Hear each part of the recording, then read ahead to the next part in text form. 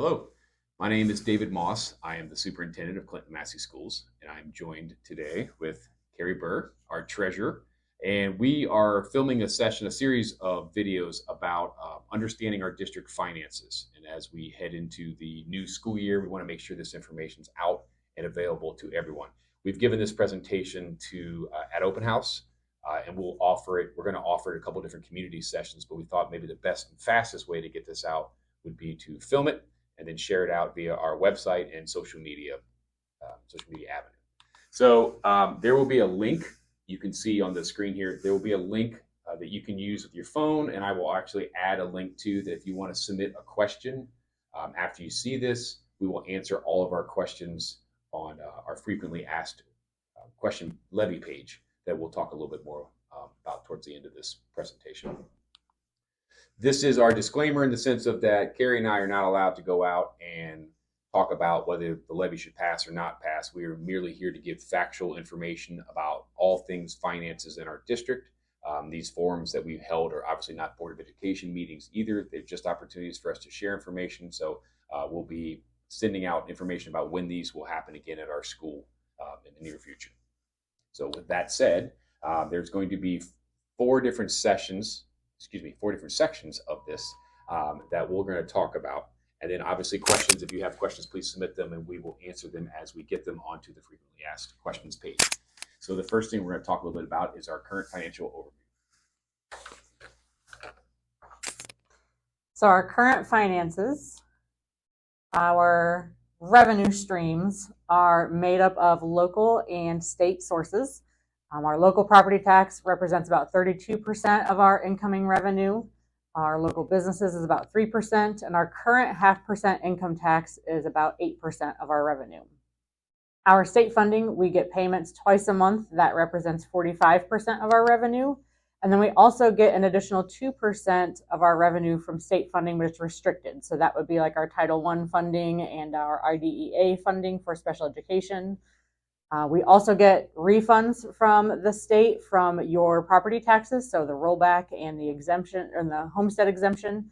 That represents about 5% of our state taxes, and that, or 5% of our income, and then all other sources is another 5%. So this is just our operating revenue, so that we can pay salaries, benefits, supplies, purchase services, capital improvements. And our state funding, which makes up about 47% total of our revenue, has been frozen for at least a decade. So to talk about that state funding and the frozen aspect, you've probably heard the word guarantee. So what that means is the state has a funding formula, which did change recently in 2021, where they use the average teacher salary, average superintendent, average treasurer salary, and they look at your enrollment and they run the district through a calculation to see how much it should take to run our district. When the state does that, we are at about $7 million and change. But in the previous years, we have received about $9 million and change. So what they say is that we will receive the same amount of money that we did last year. We are guaranteed to receive that same amount of funding. So every year they run us through that formula, see what it gets us, and then if it's less than what we received previously, we get that same amount as the prior year.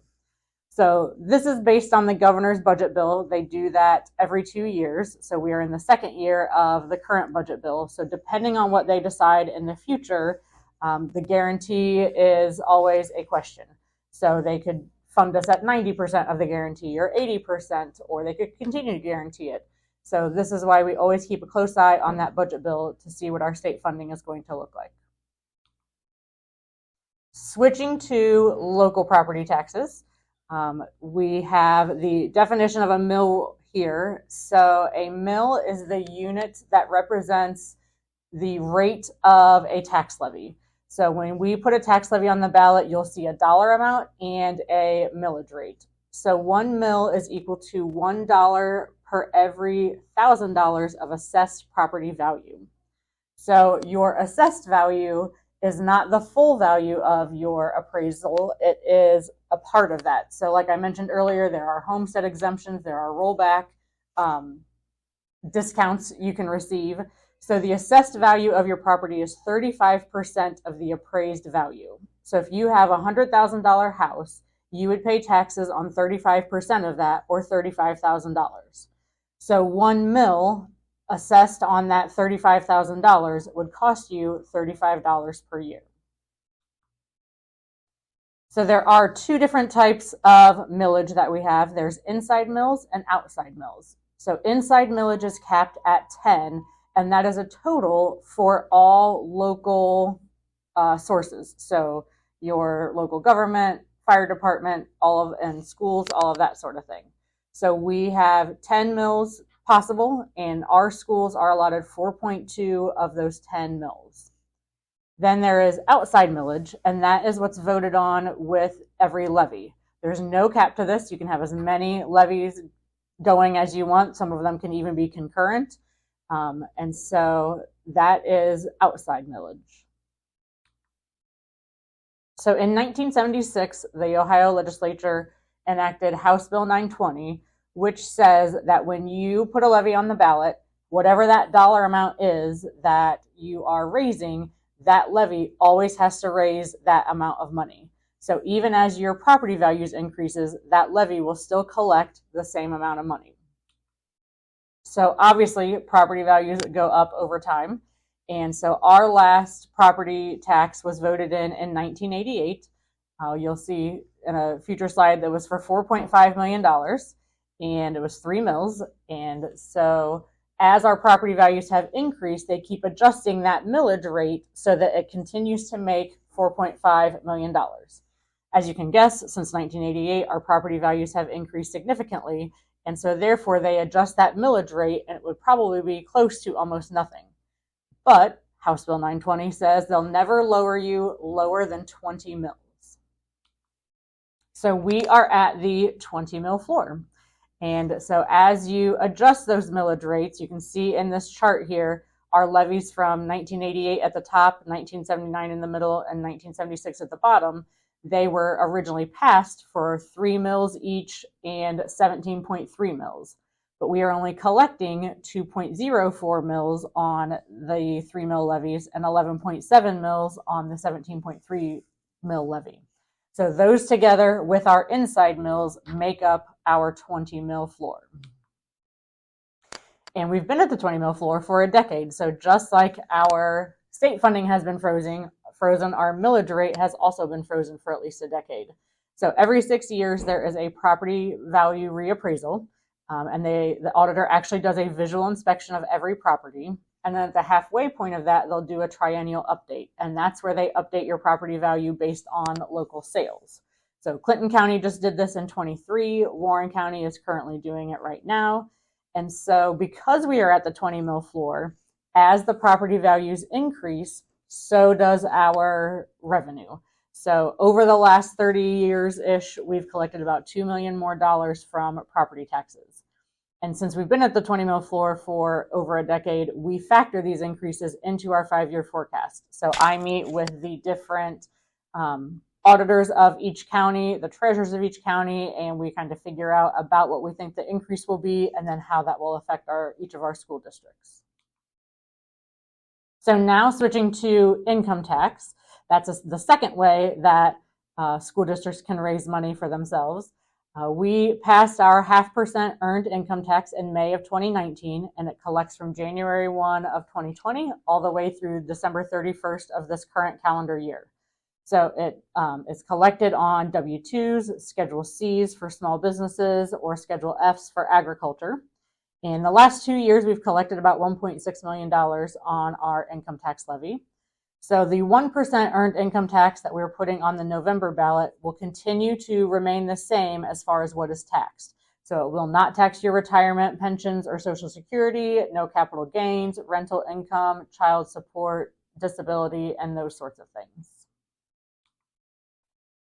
So here's the current 5-year forecast that I filed in May of 2024. So it does include the renewal of the 0.5% income tax levy because we weren't sure at that time how much we were going to be asking for in November.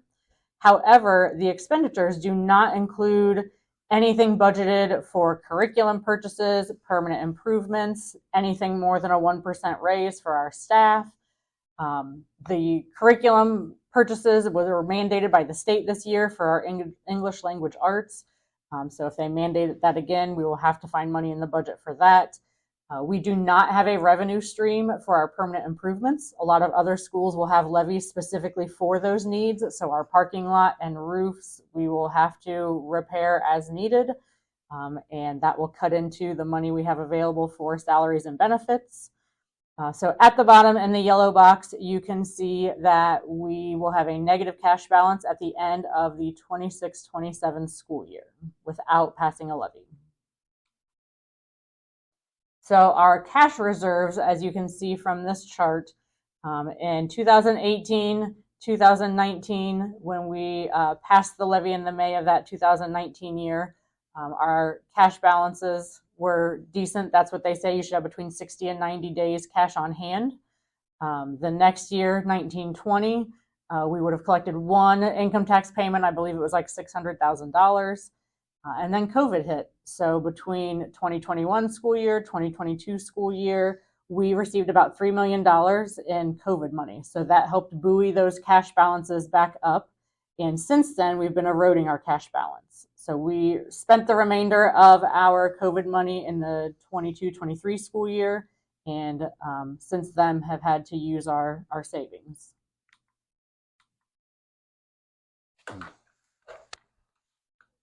So funding challenges and impact. So I think the most important thing that we want to make sure you get out of this slide is that, two things. One is that we're the largest employer in our school district. We currently employ approximately 210 staff members.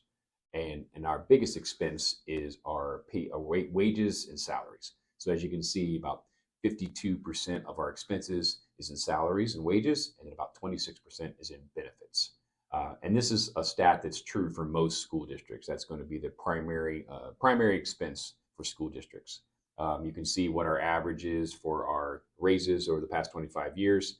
Our staff did get a 1% raise this past year. As we look into, what are we doing now to try and offset, try and save as much money as possible, we did reduce staff by 12 positions. So that was 11 teaching positions and one administrative position going into the 24-25 school year. For a total savings of approximately $1.2 million. We have added our transportation fee back to mix in with to support our extracurriculars. Our field trips are currently net zero, meaning we figure out what the cost of a bus trip is, and that accounts for the driver, that accounts for gas, that accounts for mileage, wear and tear. We factor in a number, and that's how that fee is assessed for a field trip. We're also currently evaluating outsourcing personnel services and what the opportunities might be there. So, we were going to meet with the Board of Education in September in a work session and talk through what's possible. So these list of things will be things considered. This is not an exhaustive list, and it's not a promise of things. It's just things that we're talking about, areas where are there opportunities to save money. One of the conversations is around our elective offerings. Currently, our high school has a mandate of 23 credits for graduation. The state minimum is 20. So we will evaluate whether or not we want to go down to the state minimum. And by doing that, that would potentially save positions or save us money in riffing elective positions. We will also evaluate our in-house college credit plus opportunities.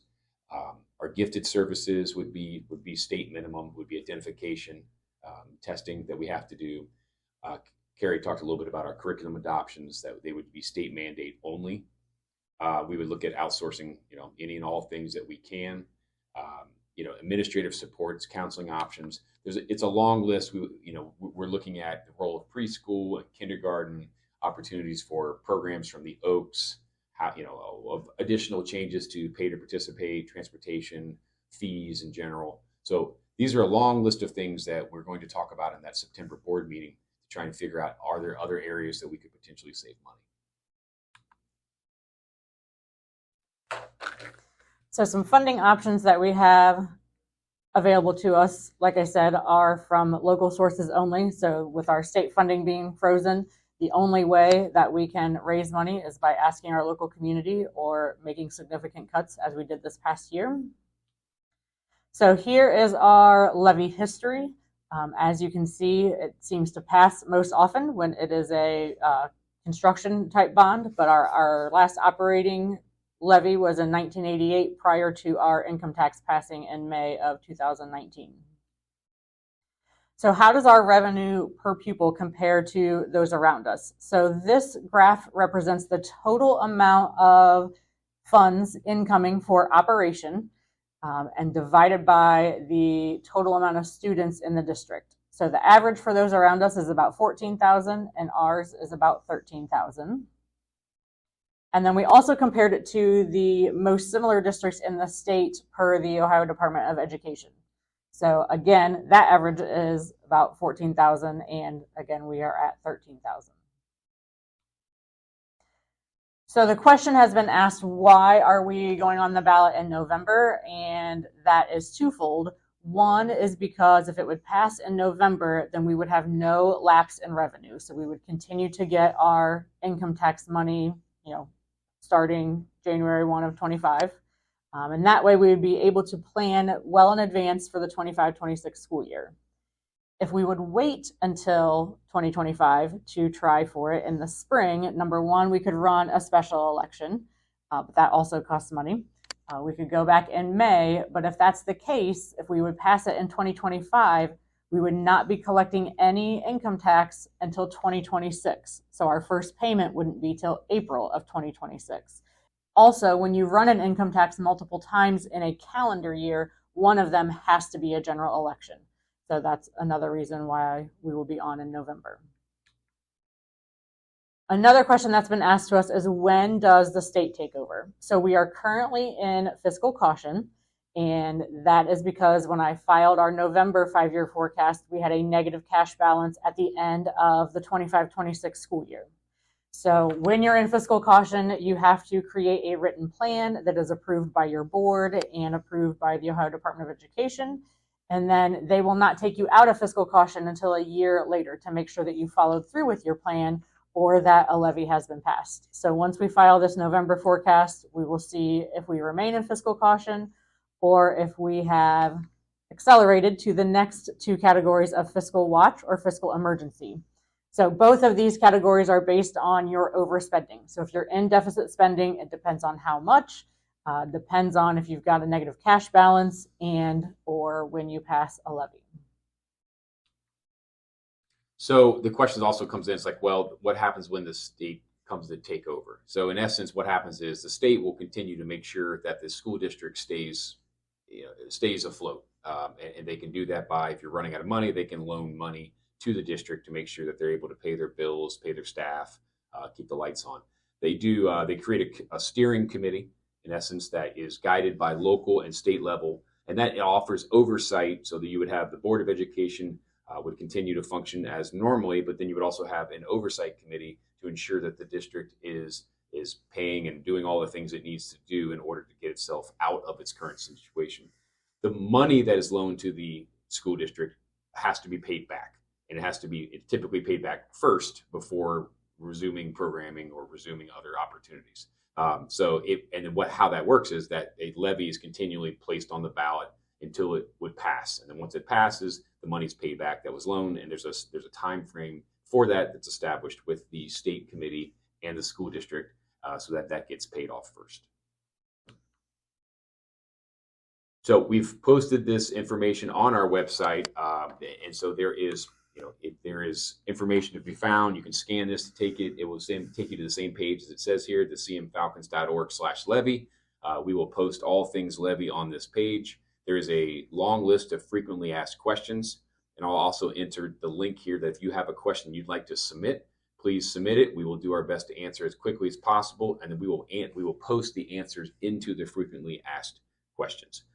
You can reach out on the screen right now. You'll see my contact information and Carrie's contact information. If there's things that we can, if there's questions you have that we can answer, please reach out, and we will do our best to help you in any way understand where we are and what's going on. So we thank you for your attention.